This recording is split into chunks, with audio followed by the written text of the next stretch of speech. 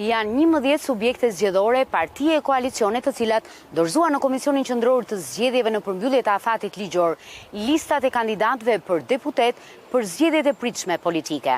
Por betejë kryesore politike mbetet ajo mes Partisë Socialiste, e cila pas 12 vitesh në pushtet kërkon një mandat të 4 dhe opozitës së udhëhequr nga Partia Demokratike, ku zoti Berisha ka ndërtuar një koalicion të madh në numra në përpjekje për të zbutur dhe efektin e fragmentarizimit të së djathtës. Komiteti Shqiptar i Helsinkit, në një koment për Zërin e Amerikës mbi procesin e hartimit të listave nga partit, u shpreh se vëren një zbejje të nivelit të brendshëm të demokracisë. Ne vijojmë dhe shohim forma autoritare dhe jo liberale dhe demokratike në mënyrën se si bëhet përzgjedhja e kandidatëve.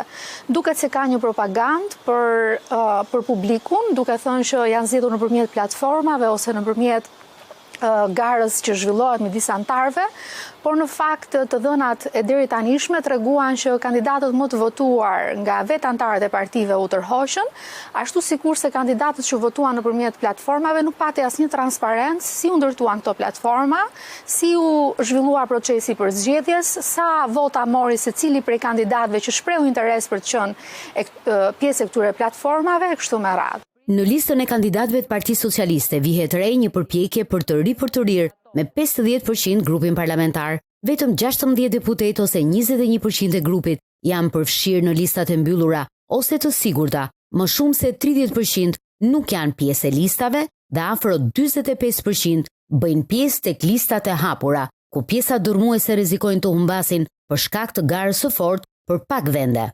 Vetëm në qarkun e Tiranës, në listën e hapur, nga e cila mund të dalin 6 mandate, sipas rezultateve të vitit 2021, janë në garë 37 emra, nga të cilët 16 janë ministra dhe deputet aktual me karrierë politike. Nga ana tjetër, Partia Demokratike, në një koalicion të gjerë partish, duket se është përpjekur të ruajë në lista në një masë të konsiderueshme bërthamën e grupit parlamentar dhe gjithashtu të sigurojë dhe aleatëve disa vende, si në listën e mbyllur, ashtu dhe në ato të hapur. 1/3 e listës së mbyllur në Tiranë i është lënë aleatëve.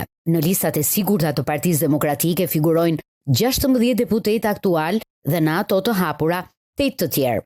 Argumenti kryesor i Partisë Socialiste në zgjedhjen e listës është nevoja e kalkulimit elektoral dhe maksimalizimit votës.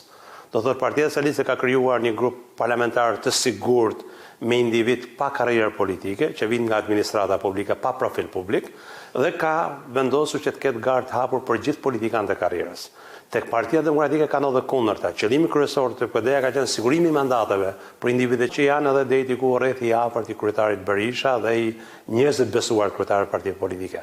Partia Demokratike në këto zgjedhje shkon pas disa zhvillimeve të rëndësishme në radhët e saj. Përplasjet e gjata prodhuan disa realitete të reja politike që do të garojnë më vete, më 11 maj. Në analizat mbi përmbajtjen e listës së kandidatëve të Partisë Demokratike, njohës të zhvillimeve politike po i kushtojnë vëmendje ndikimit që pati në këtë listë rezultati i primareve, antarësia dhe apëlqimin e vet. Pra patën befasi, fjala bie kryetari apo ai që ishte më votuari në Tiranë, apo 2-3 emra të në listën e 15 të votuar, fjala bie Ilir Ali Mehmeti, Jorida Tabaku, nuk u përfshin ose në listën e mbyllur, apo rasti dashnor Surës në Elbasan, por natyrisht pati pastaj që në qarqet e tjera që u përfshin edhe të lista e mbyllur, siç kundërisht edhe pritshmëria fillestare. Natyrisht primaret në aq pak kohë sa organizuan, nuk mund të qenë primaret mirëfillta ku paraprije nga debati politik dhe ideologjik, po ishte më tepër një garë emrash, po ishte detyrim statutor nga ana tjetër. Si kryeministri Edi Rama,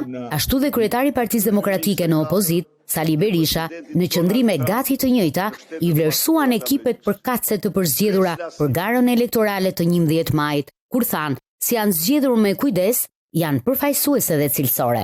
Megjithatë, politologët vënë re me shqetësim për qëndrimin e vëmendjes tek listat dhe debati rreth tyre. Në fakt kemi dy realitete paralele. Kemi rastin e Partisë Socialiste e cila nuk ka program, pra e vetmja gjë që është thënë që do na pusë në BE në 2027 apo 2030. Në 2030 është për te mandatit 4 dhe nuk kemi parë një program të Partisë Socialiste apo bilanc për 3 mandatet e shkuara se çfarë është bërë, ndërkohë që nga ana e Partisë Demokratike për së vërtetës kemi një program, pra ka dalë dhe është prezantuar programi për bujqësim, për arsimin, për shëndetësinë dhe kështu me radhë, fushave ndryshme. Por vëmendja është përqendruar jo te programi, i njerëz palët e mungesë e programit palës tjetër, por te listat. Për te debatit mbi listat në vigjilje të kësaj fushate, vëzhguesit e politikës janë të mendimit se vëmendja duhet të shkojë te ofertat e partive dhe ndikimi që ato duhet të kenë në orientimin e votës tek qytetarët. Për Zërin e Amerikës, Mimoza Picari, Tiranë.